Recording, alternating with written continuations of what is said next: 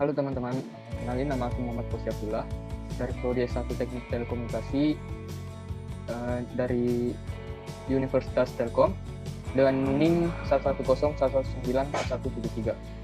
Di sini aku akan menjelaskan beberapa tutorial, yaitu tutorial menginstal Ubuntu 20.04, tutorial menginstal software GNS3 di Ubuntu, membuat konfigurasi GNS menggunakan GNS3 di Ubuntu, tutorial membuat akun GitHub dan menginstal fitur Git di Ubuntu, menginstal Cisco Packet Tracer di Ubuntu, dan yang terakhir membuat rancangan sederhana pembuatan IO pada Cisco Packet Tracer. Di sini saya harap teman-teman dapat mengikuti video saya sampai akhir. Terima kasih. Oke, di sini kita akan melakukan penginstalan Ubuntu versi 20.04 pada VirtualBox.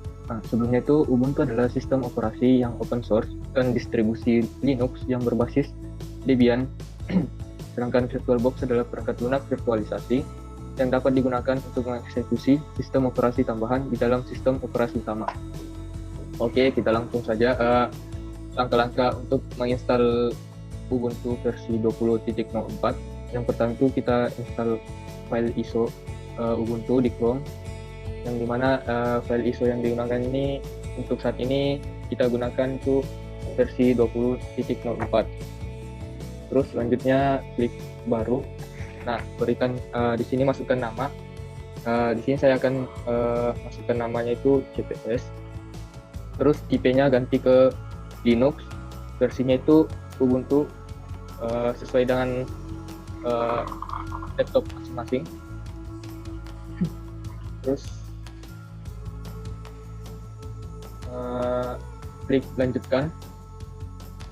Untuk ukuran memorinya bebas, saya memorinya itu sekitar 12.000 MB. Terus lanjutkan. Terus buat hard disk virtual sekarang, terus klik buat.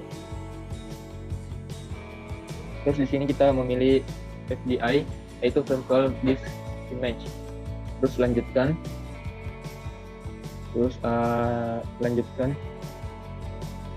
Nah, di sini untuk ukuran berkasnya itu bebas, terserah berapa. Ini saya akan naruh sekitar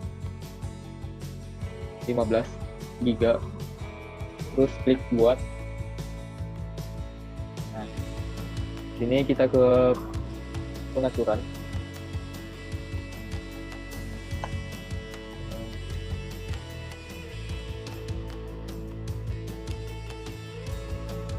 Terus ke penyimpanan, terus di sini kosong kita tambahin Ubuntu-nya, yang file ISO-nya kita tambahin ke sini. Terus untuk jaringannya itu kita pada adapter 2 kita ke adapter third bridge.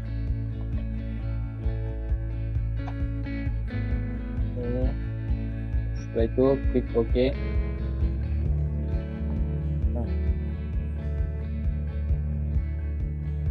Nah, kita tadi pada adapter 2 jaringannya ke bridge karena untuk bisa terkoneksi dengan internet. Terus kita mulai. Nah, di sini kita start.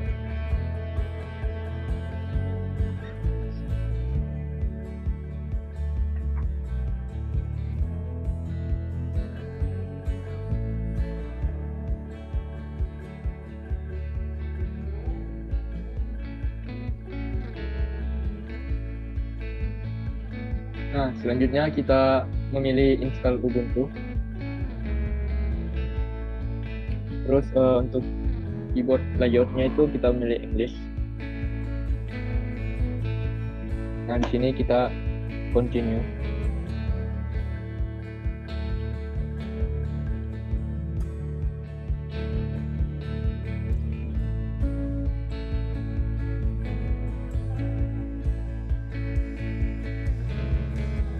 Nah, di sini install new, continue.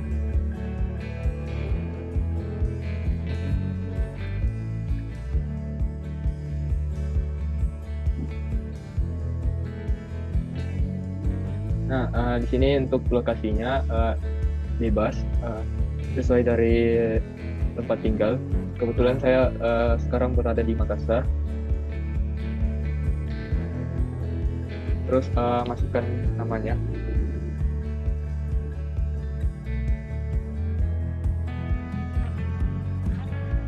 Buat passwordnya.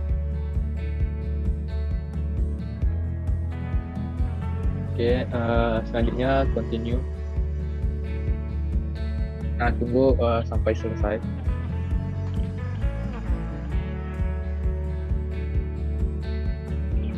Nah, jika sudah selesai, kita langsung restart saja.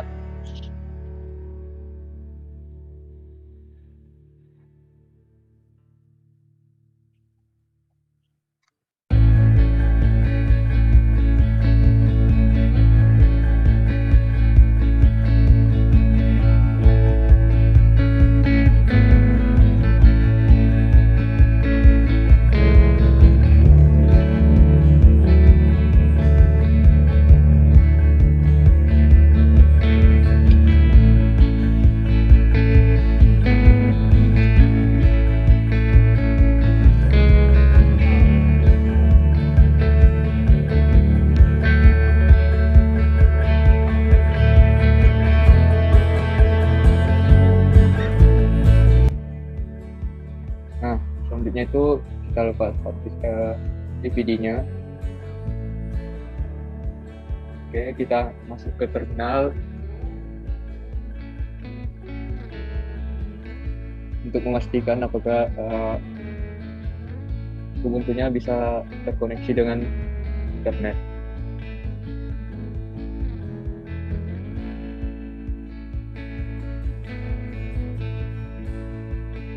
Nah, pada layar tersebut berarti sudah terkoneksi dengan internet dan Ubuntu-nya sudah bisa. Oke, selanjutnya kita akan menginstal GNS3 di Ubuntu. Yang pertama itu kita buka Firefox.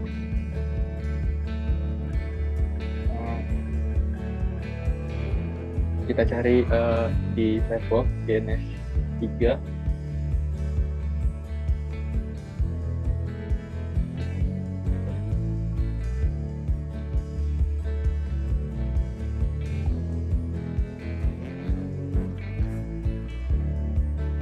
Nah, di sini kita memilih yang Linux karena kita menggunakan Ubuntu.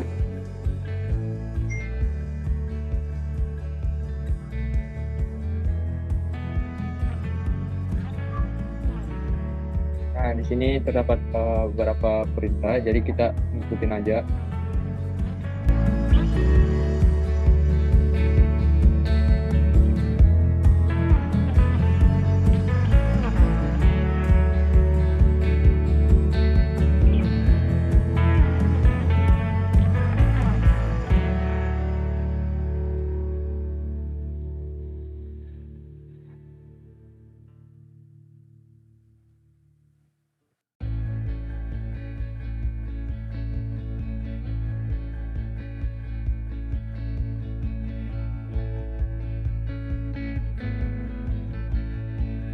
Oke, di sini kita pilih yes.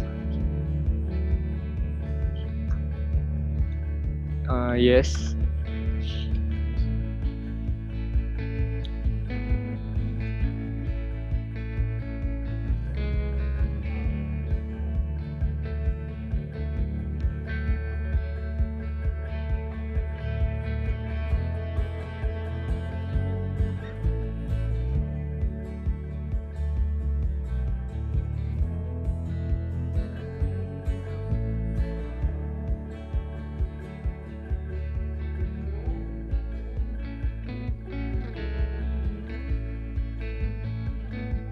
Nah, kita coba buka GNS3-nya. Nah, di sini sudah berhasil untuk install GNS3-nya. Oke, selanjutnya kita akan membuat topologi hybrid di GNS3. Topologi hybrid adalah gabungan dari beberapa topologi yang berbeda dan membentuk jaringan baru. Dengan kata lain, jika ada dua atau lebih topologi yang berbeda terhubung dalam satu jaringan, maka topologi jaringan tersebut akan membentuk topologi hybrid. Kelebihannya itu memiliki kecepatan transfer, tidak mengganggu pada kinerja keseluruhan, memiliki kinerja yang dapat diandalkan, dapat dikembangkan dengan mudah, terus fleksibel. Oke, langsung saja kita buka GNS 3-nya.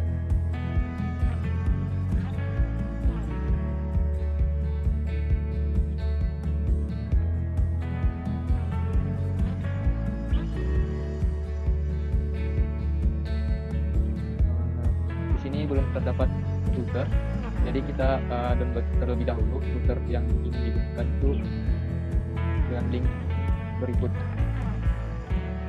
kita save file, tunggu sampai selesai terdownload. Nah, setelah selesai, kita kembali ke GNS 3.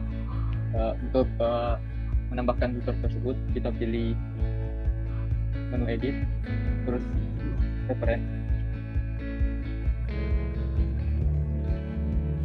terus ke iOS router, terus new. Nah, kita cari lokasi router yang telah di-download tadi. Terus open, terus pilih yes, terus next. Selanjutnya next,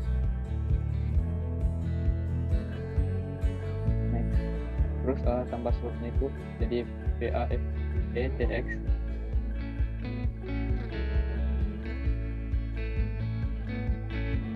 Ini saya menambahkan 4 slot, terus next,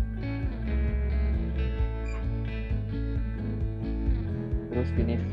Untuk menambahkan file itu kita pilih new blank project, terus namanya diganti jadi USBPS, terus oke. Terus di sini kita bisa merangkainya.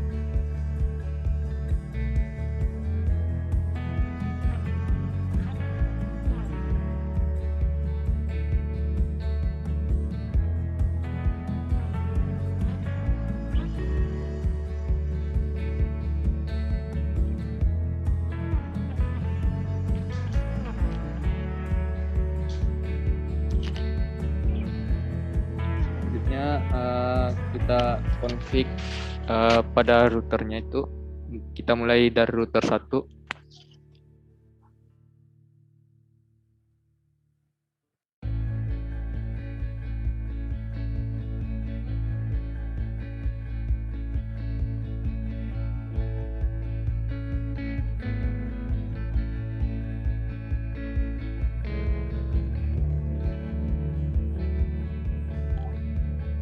Kita lakukan pada router selanjutnya.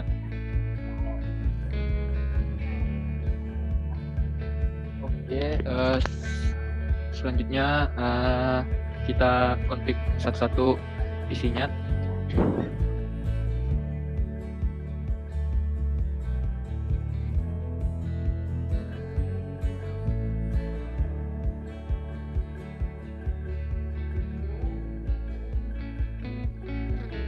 Terus kita lanjut dan ke PC yang lain dengan langkah yang sama.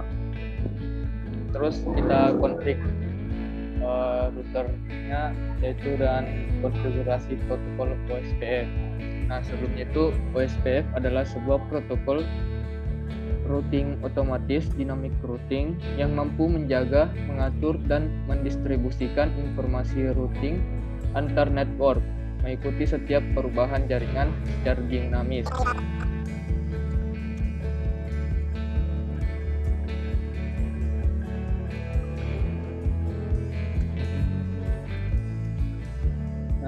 Nah, setelah itu kita lanjut ke router lain dengan cara yang sama. Oke, setelah konfigurasi OSPF telah selesai, kita lanjut konfigurasi MPLS di setiap router. Yang mana MPLS itu multi protocol label switching,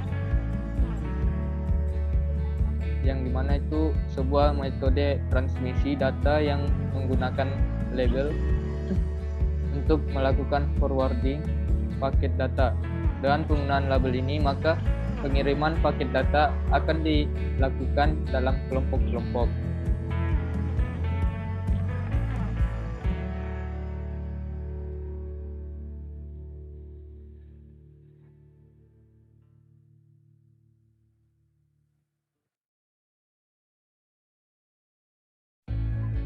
Selanjutnya kita konfigurasi router selanjutnya dengan metode yang sama.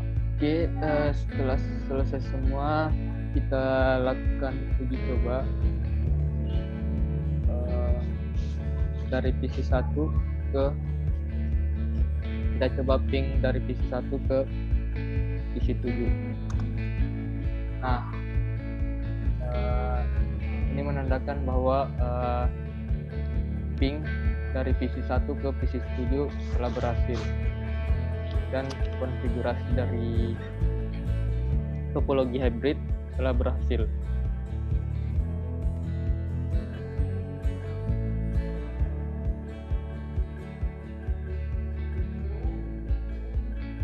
Nah, selanjutnya kita akan membuat tutorial membuat akun GitHub dan menginstal fitur Git di Ubuntu. Pertama itu GitHub adalah website yang digunakan untuk menyimpan dan mengelola kode suatu proyek. Git adalah sebuah version control system yang telah digunakan oleh para developer untuk dapat mengembangkan software secara bersamaan.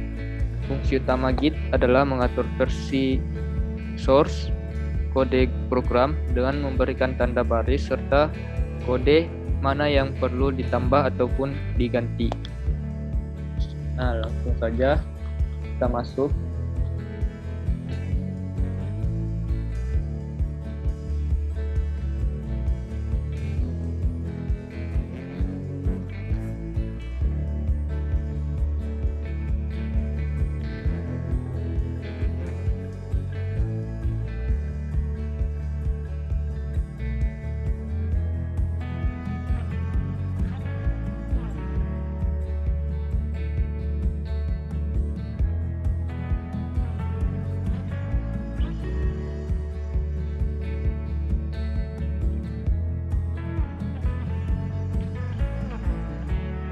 Kita buat repository.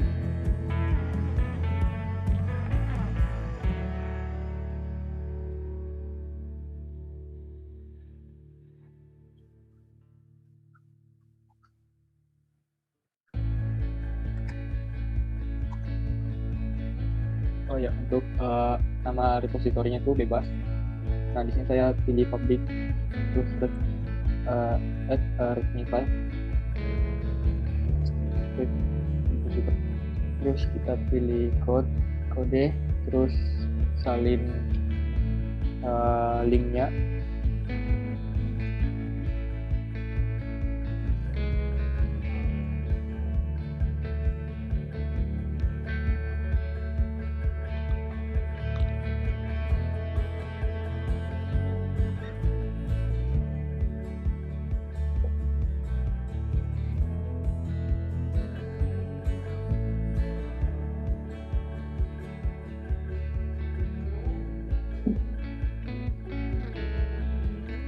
kita akan membuat repository.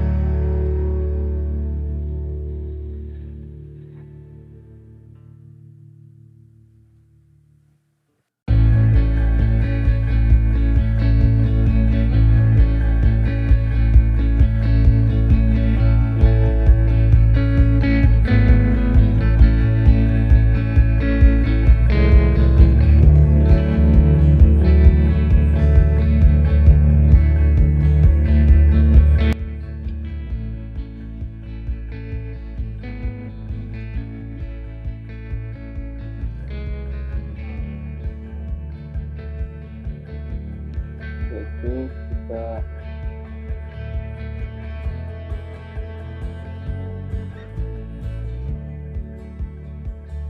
convert full request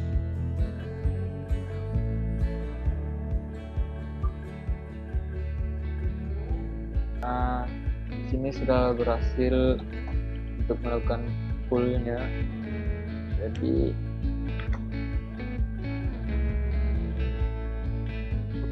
di sini kita akan menginstal Isco Packet Tracer di Ubuntu. Yang pertama itu kita masuk browser untuk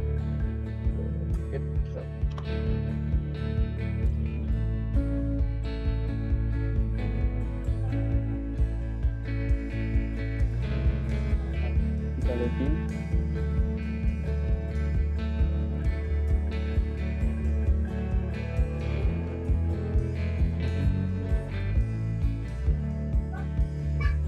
Terus kita pilih yang versi Ubuntu, save file. Nah, kita tunggu sampai selesai. Nah, setelah itu kita ke terminal, kita update terlebih dahulu.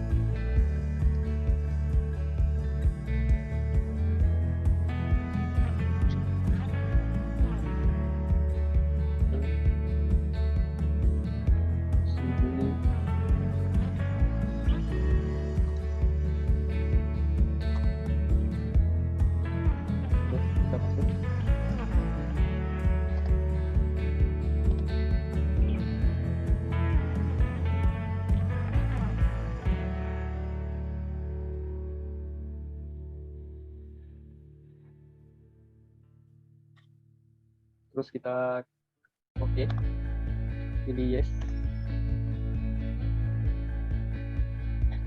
Kita tunggu sampai selesai.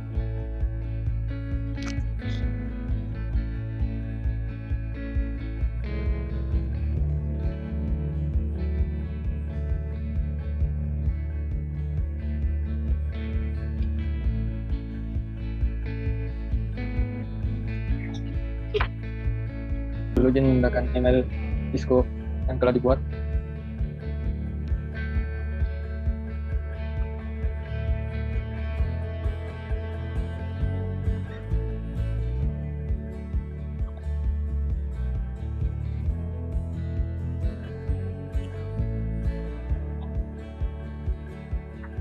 Nah, selanjutnya kita akan melakukan perencanaan sederhana pembuatan iot pada Cisco Particle Tracer. Sebelum itu kita harus mengetahui dulu iot merupakan sebuah konsep di mana suatu benda atau objek ditanamkan teknologi seperti sensor dan software dengan tujuan untuk berkomunikasi, mengendalikan, menghubungkan, dan bertukar data melalui perangkat lain selama masih terhubung ke internet.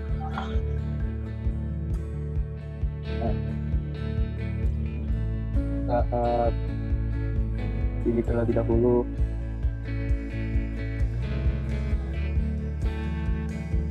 home gateway.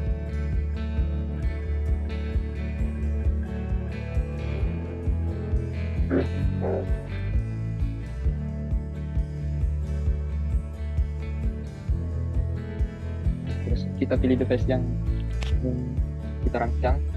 Saya mengambil kipas.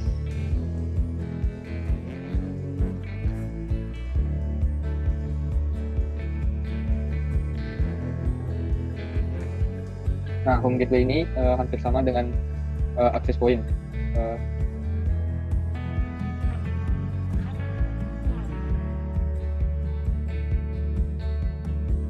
Terus kita cari smartphone. Smartphone di sini tuh berfungsi untuk mengatur device. Iya. Terus kita masuk ke home gateway. Config, terus wireless. Nah, untuk SSID-nya tuh home gateway. Kita copy aja. Nah, terus untuk IP address-nya itu 192.168.25.1. Terus kita ke smartphone untuk menghubungkan ke home gateway. Terus ke config. Wireless. Nah, di sini SSID-nya kita ubah ke SSID dari home gateway tadi. Nah, sudah tersambung. Terus kita ke smartphone lagi, ke desktop, terus iot monitor. Nah, di sini kita masukkan IP address dari home gateway tadi. Kita login. Nah, di sini kan belum terhubung dengan device yang digunakan. Jadi kita atur di setiap device-nya supaya bisa terhubung dengan smartphone. Dengan cara klik device, terus ke config, terus iot servernya itu kita ganti ke home gateway. Dan begitu ke device yang lain juga.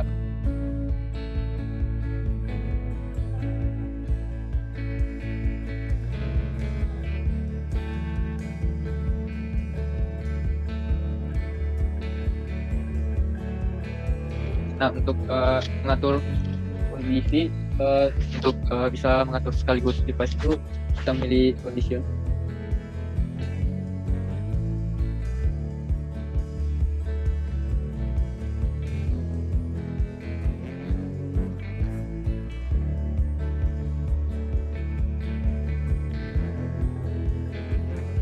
Nah, terus kita oke. Nah, kita coba. Kipasnya akan menyala, sedangkan jika pintunya ditutup, lampu dan kipasnya tetap menyala dikarenakan kita belum mengatur kondisinya. Oke, mungkin cukup sekian dari penjelasan tugas liburan CPS dari saya. Kurang lebihnya mohon dimaafkan. Terima kasih. Assalamualaikum warahmatullahi wabarakatuh.